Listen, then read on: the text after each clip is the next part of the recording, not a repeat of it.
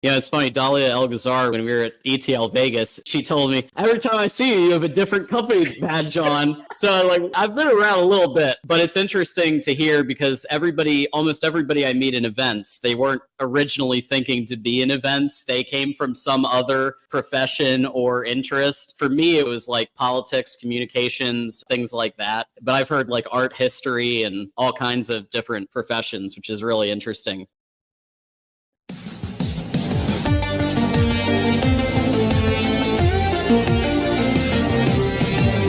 Welcome to Events Demystified podcast, where we explore and demystify the world of in-person, virtual, hybrid event AV production and technology by sharing insightful tips, tricks and tactics to make your events a success. This podcast is brought to you by Tree Fan Events, a woman-owned boutique event production agency. And your host is Anka Trifan, a technical event planner and producer with almost 2 decades of hands-on technical experience in event production.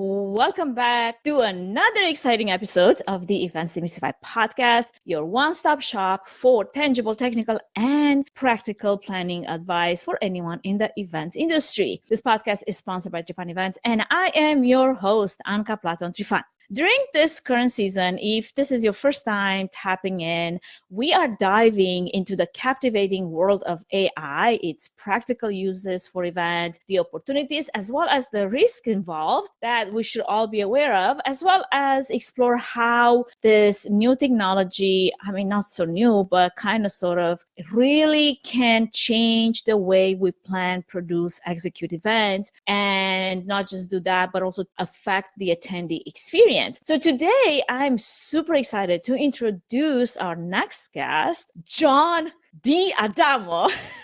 He told me that this is an Italian last name. I better know how to say it right. So John D'Adamo, an expert with nearly a decade of experience in sales and events. Let's welcome John to the show and dive into an eventful discussion, unearthing the nuances of leveraging AI tools in the event industry.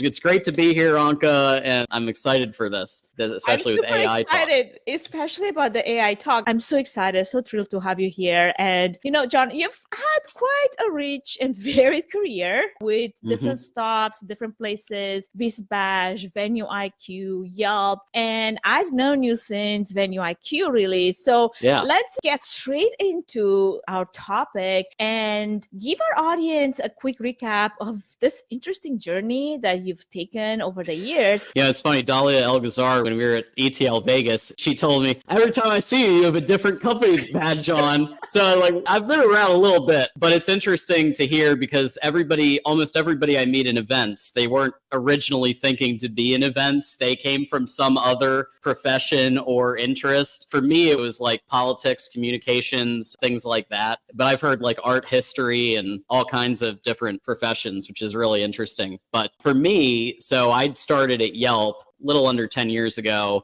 and really just learned about sales, started learning about tech there. But then I heard about BIZBASH from an agency and I was kind of looking for my next challenge. And so I spent the vast chunk of my career at BIZBASH, like 6 years, kind of rising the ranks there, learning from the best, David Adler, Richard Aaron, and the team at BIZBASH and like how to do events. I did MPI Potomac and I was the networking events chair for MPI Potomac for 2 years because I didn't just want to learn how to sell sponsorships and advertising. I wanted to learn about our audience of event professionals and what they had to go through on a day-to-day basis. So that was really eye-opening because it was all about like planning events on yachts and the Get Hooked event and the Spirit of Washington yacht and building run of shows for that and making sure that we had enough time for people to get off the boat so that if they wanted to make their Irish exit, they had 2 hours to get off the boat before we went sailing. Things like that I had to learn by doing. And so that was really cool. So I kind of rose the ranks at BIZBASH. And then the pandemic hit. I decided to move to Florida to be closer to my family and join the tech world like a lot of people were doing around then, going from publishing to tech. So I spent a few years at Venue IQ, a UK-based tech company.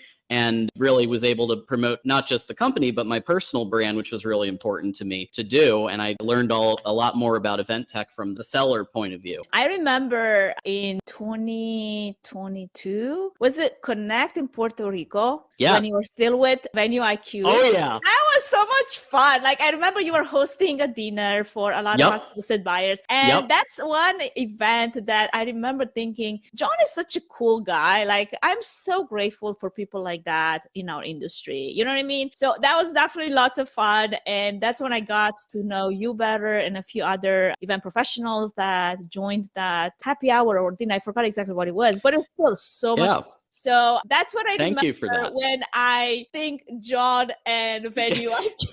Well, I'm glad you think of that. So if you remember, you contributed to my Viva series, which was after IMEX America, and you contributed to that. And we were talking about conferences as the new workplace, and we were talking about unique destinations. And then we all went to Puerto Rico, and it was like, practice what you preach. We all went to Puerto Rico. I had an event where everybody had a pina colada when they walked in. And we were right by the beach. I mean, you couldn't. The view was fantastic. Oh, man. I mean, the drinks were good. And we were like followed with cigars. I mean, come on, this is Puerto Rico.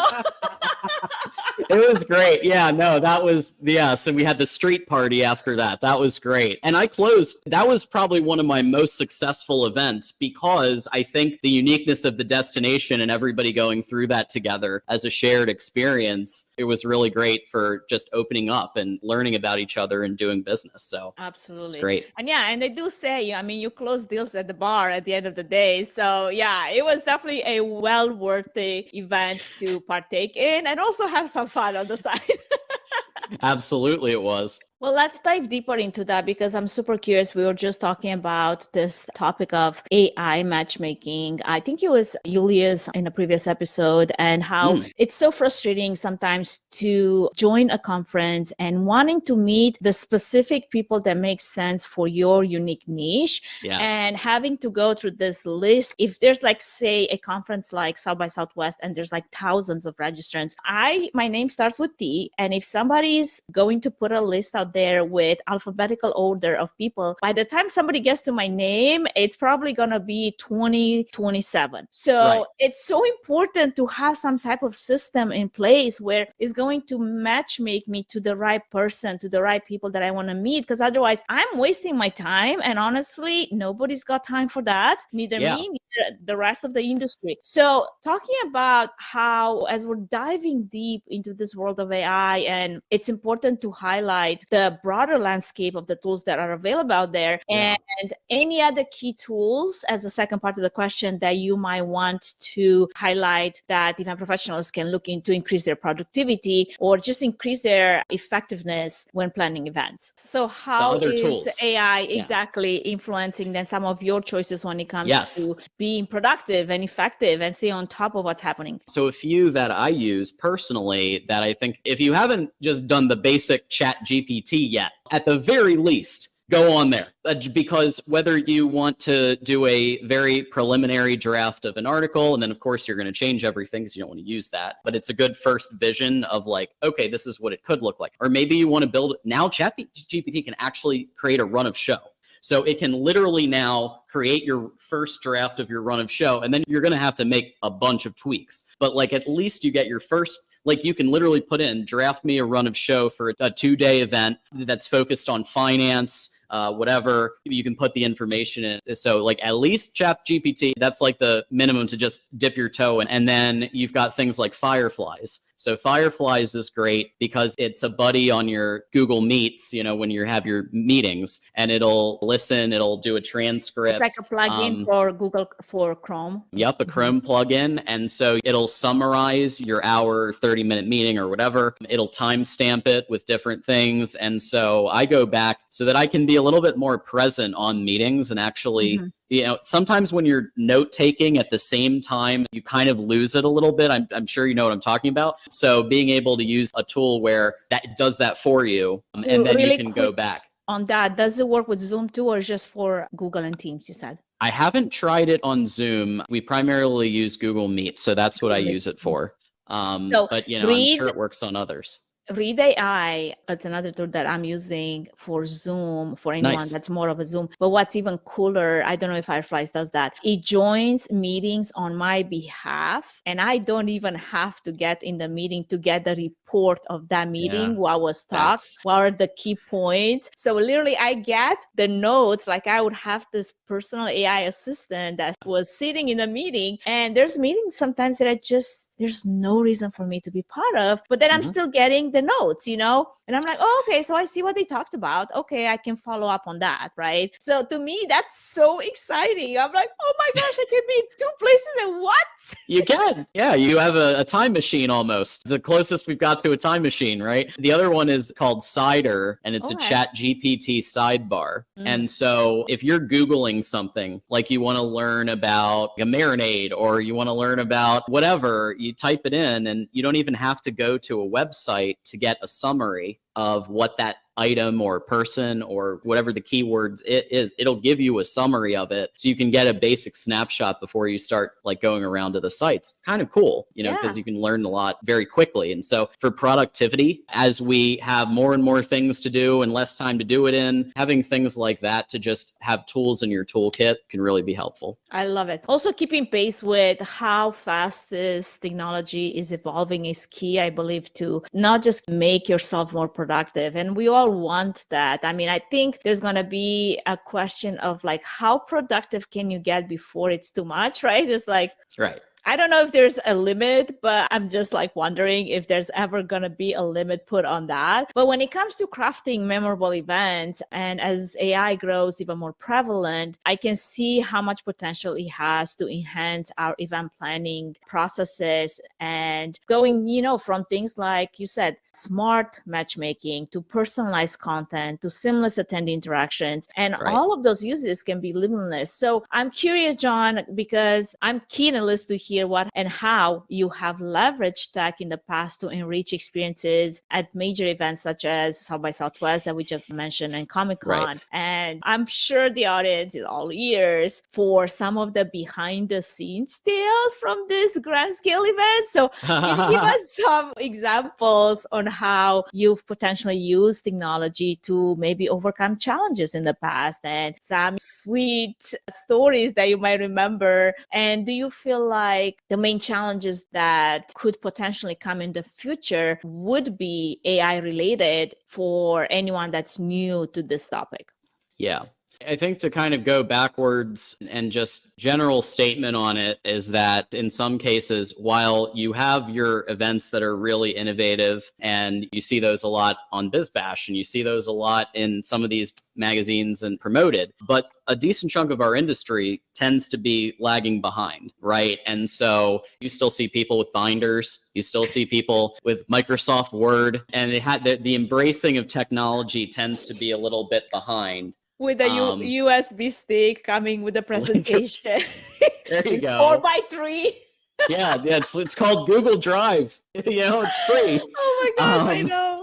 Yeah, you still get USB sticks when you're buying a car too. That's the other thing. It's like things like that. I got a USB stick just a couple months ago when I got my latest that is hilarious. Honda. But yeah, so technology, I mean, when has it not been a part of my life is really, I think, the larger question. But I've used things like, so when I started at MPI Potomac, we hadn't really gone into like Google Sheets yet. And I kind of brought it from Excel and, static to, okay, let's get this more of a collaborative environment. So let's do Google Sheets. We'll share everybody on it. Let's build the run of show there. And so whether it was planning the Spirit of Washington Yacht Get Hooked events or Derby Days, which is all for the Visit Louisville, and you kind of had your mint juleps and Derby Days celebrations every year, whatever the case may be, I think that really helped in terms of collaboration when it came to planning the events. There are things that happen sometimes that you don't expect, like when your AV and your main stage just doesn't work when the speaker is coming on. And even if you've run tests and then the AV people are like hightailing it out, and then you're like, what do you do? and you have to run everybody to the side stage where the AV was working. That'll never happen with Anka, of course, because she'll make sure that never happens. But I never those say things happen. never in events because I'm Oh, of telling course. you, the moment you do something crazy, it's gonna get you. Exactly. Knock on some wood. Yeah, there you go. Exactly. I'll knock on some wood there. But no, you're right. You're right. Yeah, anything can happen. And I say the same thing with tech too. So generally speaking, though, what are then the main challenges that you see event professionals dealing with when it comes to incorporating AI in events? Yeah, in general, not just with GRIP, but in general, like I said before, a decent chunk of the industry tends to be lagging behind when it comes to that stuff. So why do you think that is? Well, I think that, and this is a conversation you hear a lot on LinkedIn and everything else about like bringing in younger demographics. So not just having like a token young professionals thing, but actually how do we bring demographics into the industry? So I think that that's one of the big challenges and struggles that the industry has been facing, especially with what's happened with the pandemic, people exiting the industry. So I think that we need to be making sure that we have really approachable opportunities for everybody, for diverse perspectives. And I know that Anka, you're big on that, diversity in events. And, so even when I put together a panel now, I have a 50-50 rule. So I don't do a panel that's lower than 50%, either female or diverse representation on the panel. Yeah. Usually it's 75 even, like I go above, and try to bring it up because I think that's important to hear from everybody and a lot of different backgrounds and perspectives. So what I hear you say is that in order for us to navigate the AI tech wave that's coming, and it's coming with vengeance, is to incorporate more diverse event planners and bring them to the table so that if you are one of the older generational type of person that is not necessarily as ready to embrace what's happening, at least we have around the table people that are, because we can't stay in the same place. We gotta grow. Now, when it comes to AI, and generative AI's rapid content creation is obviously steering some existential queries among creatives.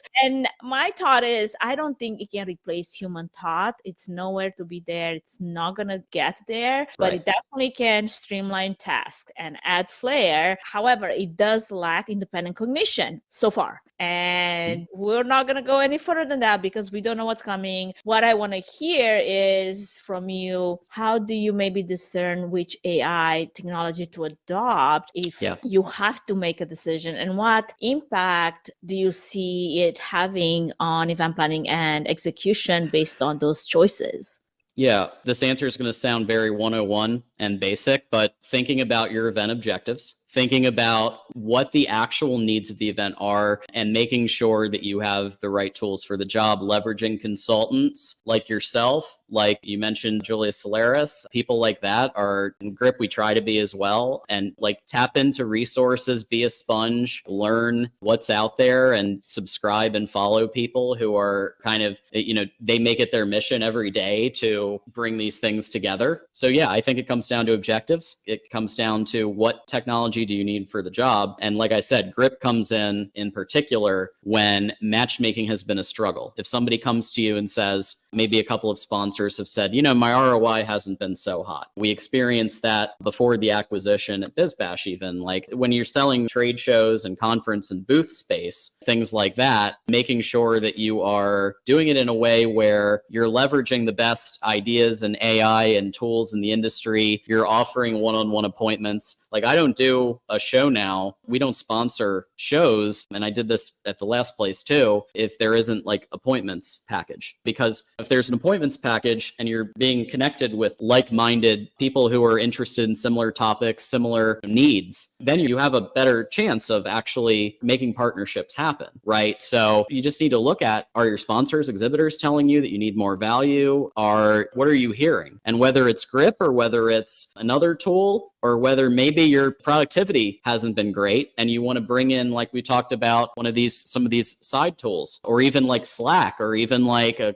Discord. People are starting to use Discord now, not just for video games or hobbies, but now people are using Discord for team communications. So these are the tools that you can just ask yourself, be introspective about it, and like think what is going to benefit your event, your organization, and then go from there. Absolutely. Staying open to what's happening, monitoring the trends, staying tech savvy is what keeps, AI in events innovative. And if you don't know where to start, like you said, start looking at the people that know and attend some tech events and ask some questions. There's so many experts out there that are more than willing to collaborate to help you deliver the value that your event is seeking. Take Grip, for example. So obviously it's exciting. We live in such times and it's so exciting. And I can't wait to hear more about what's happening, what's going to happen in this AI journey that we're all embracing, like it or not, and seeing what's going to do for our industry. Now, before we do all of that, and before we continue our conversation, we got to take a quick break to recognize our podcast sponsors. And on return, John will debunk some of AI misconceptions that event professionals should know all about. So stay tuned, don't go anywhere, and we will be right back.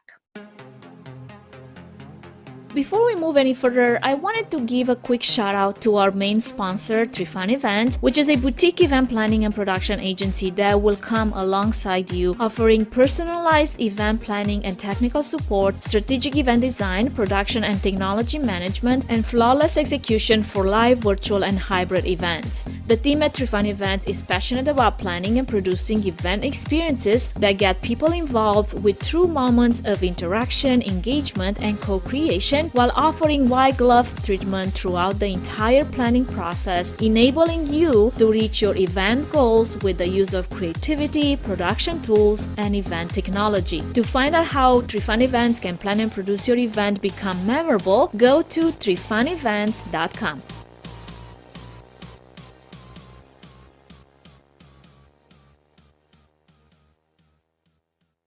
All right, welcome back. If you're just joining us, we have John Diadamo. He is with us today to unearth the nuances of leveraging AI tools in the event industry. So, John, returning from the break, I'd love to hear from you your thoughts on harnessing the potential of AI effectively. And as we both know, we talked about personalization and how important that's becoming and how important matchmaking is for ROI and just in general for events, and how Grip really can change the game for your event if you're looking for that type of tool. Now, we're also looking at other tools that could help with analyze preferences and behaviors and past interactions and suggest relevant content, sessions, workshops, whatever it is, networking opportunities that really personalizes your journey when you attend event or when you plan events for your attendees. So how has the adoption of AI in the event industry evolved over the years as you saw it? And where do you see us going?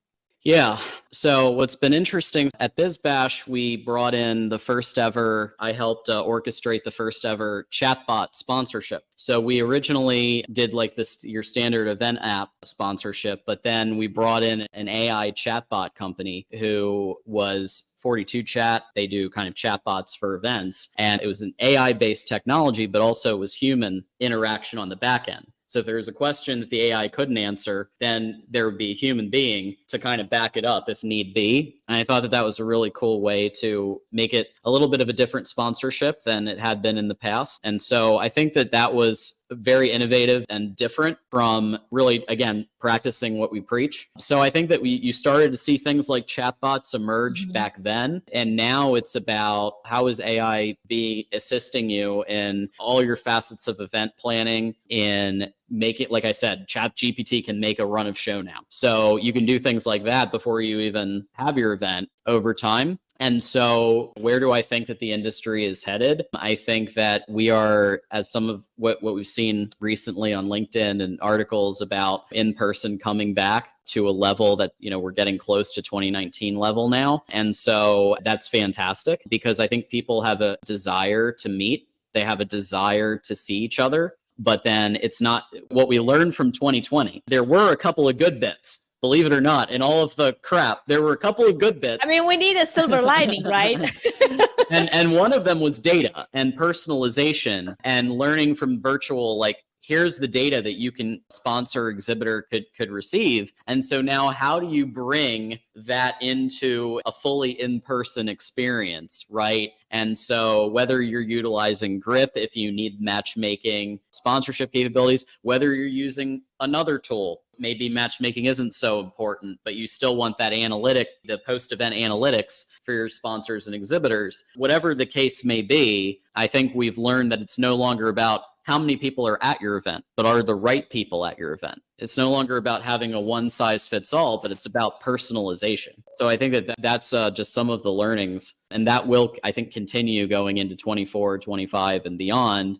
Also just being bolder when you're planning. Like, I remember going to events before the pandemic that were like 20 people in a ballroom that could have been done in a virtual setting, and then you'd have an audience of 200. Now what we're seeing is that some of these associations and some of these conferences are having these mini events online virtually, and then you have your anchor in-person events in between. So that way you have a much better audience throughout, instead of you have these monthly education events and you're lucky to get 20 people in a big hotel ballroom, and the aesthetics of that don't look that great, right? But then if you have it, that piece could be done virtually and you have 10x the audience. So it's just, I think, about being smarter. And then when you have in-person events, why should somebody come? Why should somebody care? Making sure that every in-person experience is memorable and unforgettable, so that people see the value of coming out to a multi-day conference. Like, why should they come? Well, maybe because there's something that they've never seen before in holograms, or maybe there's something that they've never seen before in activations, that they'll get to meet with the right people at the right time, or whatever the situation is.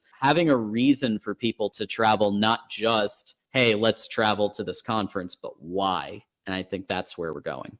Absolutely. There's so many incredible ways in which I can see AI transforming the way we think about the future and offering such immense potential. We touched a little bit on diversity a little earlier before the break, but there's something that I wanted to mention here more is, AI is new, and because especially ChatGPT takes much of its information from what's being entered, it's obviously reflecting the creator's values. And that means that it can intentionally amplify inequality. Now, unchecked past discrimination can become part of everyday algorithm systems, and that's never a good thing. Right. Event professionals, especially those that are championing diversity, I see myself as someone that's championing diversity in AV and equity, inclusion. You need to be aware of those things and scrutinize the data sources that AI is providing you with, and not just lean heavily on it for whatever it is that you need to do, your run of show or your topic generation for content or for your next agenda. It's like, create some amazing topics, but you have to be aware that not everything that's entered there is going to support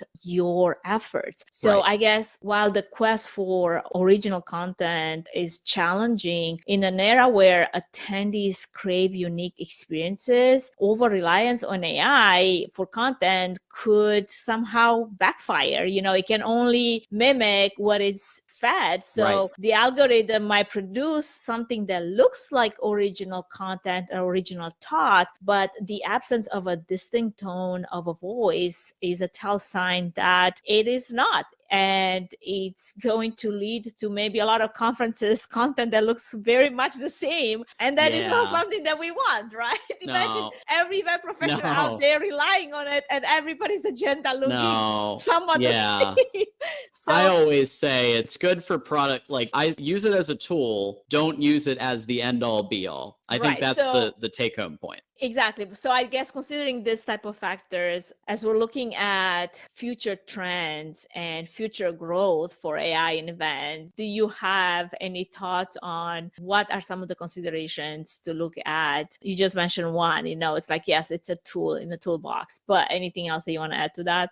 Yeah, well, I think you hit it on the head earlier when you said that the human touch is always going to be important in the process, and bringing in diverse perspectives, backgrounds. We've always got to remember that DEI is it's a topic that we're starting to hear more about in the last few years. And so, like I said, I have my own rule where any panel that I put together is 50 at minimum 50-50 or higher if possible, bringing in those diverse backgrounds. Now, as we are looking towards this future, and we know that it presents a challenge for a lot of people that cannot keep up, or even for maybe newcomers. And speaking of newcomers, I'm curious if you want to share any valuable advice as to if you're just starting your career in the event industry, and a lot of things have happened in the last 9 months alone, let alone 3 years, right? What advice would you give to those that are new to the industry?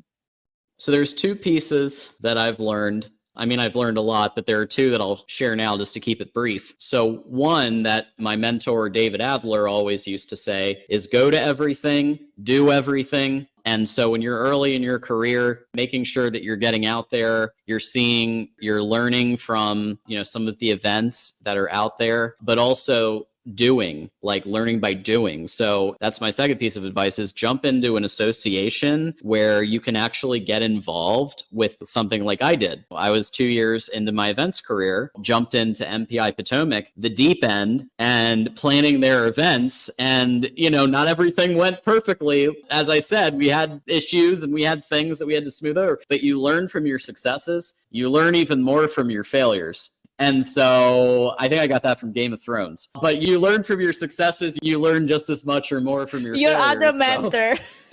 Right. So I would say that. Just go to everything, do everything when you're early, and just really try to roll up your sleeves and find an association or something. Because trust me, the associations, they all want volunteer help. They all do. So you will find people who are more than willing to let you join in and be part of a planning team or be part of something. There's also something, I don't know if you've heard, called Invent You with LaToya Lewis in DC, where they're actually mentoring high school and diverse youth and teaching them how to do event planning. So there are definitely different resources out there now, so that you can get involved wherever you're at in your journey. Yeah, and especially as you're starting in your career, you probably have way more bandwidth than some of more seasoned professionals. And there are also more grace to some of the learning experiences that you're going to have because volunteer, 1, 2, you're starting off, and 3, if you're hungry to learn, there's going to always be people around you that would be more than happy to share their experiences and share their learning experiences that came the hard way. So you don't have to repeat it, right? So excellent advice. I definitely stand behind that. And I've done my share of volunteering for sure. Now, as we come towards the end of our conversation here, I like to shift gears and focus on the well-being of event professionals, because that is something that we deeply value, not just on the podcast, my team does, but also someone that's passionate about fitness. I am curious to hear from you about how you incorporate exercise and healthy habits into your busy schedule as an event professional. I mean, mental and physical fitness are so important for anyone, but even more so for us in demanding careers like events. So how do you personally maintain your mental and physical well-being in the middle of long hours, traveling, planning, producing, hosting events, and all the things? Well, the first thing I would say that I would recommend to anyone is work-life balance. Do your absolute best to find maybe a role where maybe one of your questions in the interview process is, what's your work-life balance like? Anytime I'm considering joining a company, that's a question I ask. What is the work-life balance? And it's a question people are afraid to ask sometimes, because you don't want people to think that you're not going to give your effort. But Grip was very cool about it, and so was Venue IQ and BIZBASH. And you leave your work at work, and then you go and enjoy your weekend, your Friday night, whatever the case may be. So you mean that Slack channel is not on all the time? No, I have the settings on where it goes off at 6 p.m. every day so that I don't get the pings. But yeah, so I would say do your absolute best to leave your work at work if you can. I know that there are some events roles where you're doing your Saturday night load-ins and your other things. So then find a chunk of time, whatever that looks like for you in your schedule. I just think it's so important to do that. And then what do you do in that time? That's where fitness and kind of physical and mental fitness come in, right? So from a mental side, I'll start there. I'm a big believer in therapy. I personally had a lot of issues in my childhood and things I won't go into here, but things where I needed some therapy.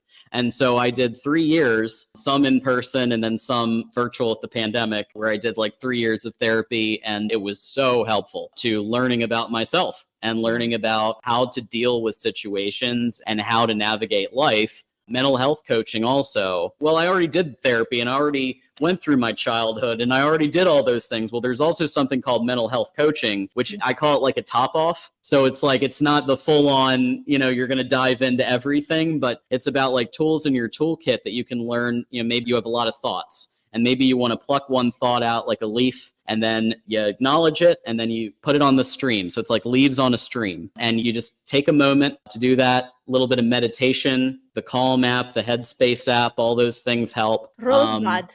I just discovered a new one, Rosebud Okay. AI, amazing for journaling and doing exactly what you just said. Like you want to process one thought at a time and it gives you prompts. Like you go dive deep. Like it's like having a therapist, only it's free. Because let me tell you, I mean, I'm all for therapists. I'm all for professionals that can really, really support your growth. I've also had some therapists that I'm like, I feel like I'm teaching you instead of like you have the to opposite. find the right like, one. Exactly. But I also love the fact that as a man, you acknowledge the importance, because I feel like sometimes ladies, women, us, we're like, I need therapy. Like I need to process the never ending voices in my head. But a lot of the same living that men go through goes unprocessed because they don't acknowledge the importance of giving it space, like you just said, going and talking about things that you just keep suppressing. And then no wonder that there's a lot of things that sometimes come at the surface out of nowhere in the middle of like what just happened. You know what I mean? Absolutely. Yeah, mental is big for me. And then physical, in the past, I had kind of been off and on about exercise and diet and things like that. And then about 7 months ago, I kind of got a wake up call from my doctor, like, you're headed into pre-diabetes. You need to change something pretty drastically. And I decided, I'm going all in. I'm hiring a personal trainer because I needed somebody to push me and kind of help me keep you accountable. Keep me accountable, get through with the training process. And so now I'm working out 5-6 times a week. I'm doing at least one fitness class a week. And I've tried a lot of them, like Zumba, yoga, cycle, spin class, you name it. I've probably tried most of them, but not all of them. And so that's now a part of my routine every day. And I think it's just been so helpful from a general life perspective, because like, it's just when you start doing it and you start day to day implementing it in your routine. I mean, I've lost 15 pounds already, 10% body fat. I'm down a lot, and I have to go after this and do some suit alterations because we have BIZBASH Connect coming up. So I got to get that done because now everything doesn't fit. That's the side effect, guys. That's the side effect. Now everything doesn't fit, so I have to now make sure that I don't look terrible when I go to Minneapolis. So that's exciting. Well, I love the fact that it. you try different things to see what works for you. I feel like that's so important in figuring out, okay, so bodybuilding might not be for everyone, right? Like lifting weights, but maybe you enjoy the spin class, or maybe you enjoy, I don't know, CrossFit, or you enjoy running. I don't know, like whatever it might be, like give it a try. Or the Zumba class. Oh my God, don't get me started with Zumba. Like I'm the worst Zumba dancer that there is. Like everybody's going this direction. Anka goes in this direction. Yeah, same. Oh yeah. I'm terrible at it, but it burns a lot of calories. So it's all good. Sure. You can be terrible, but you still burn a bunch of calories. The Apple Watch tells me I'm burning like 500, 600 calories doing it. There you have it. I don't care if I look terrible. I'll just be in the back, I'll just be away from, so people don't judge me as much. We have our own instructor class here, so don't worry about us. Exactly. Exactly. So no, it's big. That's awesome. Thank you so much for sharing your tips. And I'm a big fan of work-life integration because I am still to find the balance in my life when it comes to like work and lives and my fitness routine. So if I can integrate everything together, I am happy and I know that I can be productive and do the things that I love, mix it with the things that are important and the things that build the business. So I feel like everybody's got to absolutely ask that question, especially if you're working for somebody else. Like, what is your policy? What is your process around that? Because nobody wants to like work nonstop. I mean, I'm a bit of a workaholic and I'm the worst boss that I've ever had, but that's on me. Like, I've got to be responsible for my own choices and accountable for the things that I do. And that's where working out really frees a bit of that stress and a lot of the burden that, many times you carry without even knowing. So with all of that being said, we definitely came to time here. It's so exciting that we got to talk, and I think we're going to see each other in Minneapolis. Looking forward to that for sure. Making sure to check out that suit that you got offered and be like, okay, John, there you have it. There we go. I hope that's what people think. That's the goal. I love it. So where can our audience connect with you, John, before you get to Minneapolis and meet some of us in person? Yeah, my email is john.diadamo, DADAMO @grip.events. I'm on Twitter /X. I'm just going to call it Twitter, and Instagram, and all of them pretty much, TikTok, Threads, you name it. If you like college football, I also host 2 shows on Voice of College Football on YouTube. So I do that as a side project. So if you're into that, just check out YouTube and go to that. And I host the Michigan show, and I host a show on the Big Ten Conference. So Mondays and Wednesdays. Yeah, I'm around. I love it. Well, I'm going to have all those links in the episode notes. So anyone that is curious where to find you, they'll be able to do that. And for everyone that's tuning in, well, this is it. Thank you so much, John, again, for joining me today. And to our listeners, thank you for tuning in. If we enjoyed our conversation with John, don't forget to subscribe to the Events Demystified podcast to stay updated on our future episodes featuring some brilliant minds from the event industry. And until next time, well, keep innovating, keep building strong events and communities, and keep crafting those unforgettable event experiences that we're all looking forward to join and partake in. And with that, this is your host, Anka Trifan, signing off. Thank you, John, for your time with us today. Thanks for having me. Thank you for listening to the Events Demystified podcast. If you enjoyed this podcast, please take a moment to review it, rate it, and share it with other event professionals that could benefit from it. Connect with us on social at Events Demystified Podcast. We would love to hear from you and what you're up to. If you'd like to learn more about Tree Fan Event services and find out if we're a good fit in supporting your event, can we help your event be successful with a 20-minute free consultation? Link in the episode's notes. Thanks for tuning in.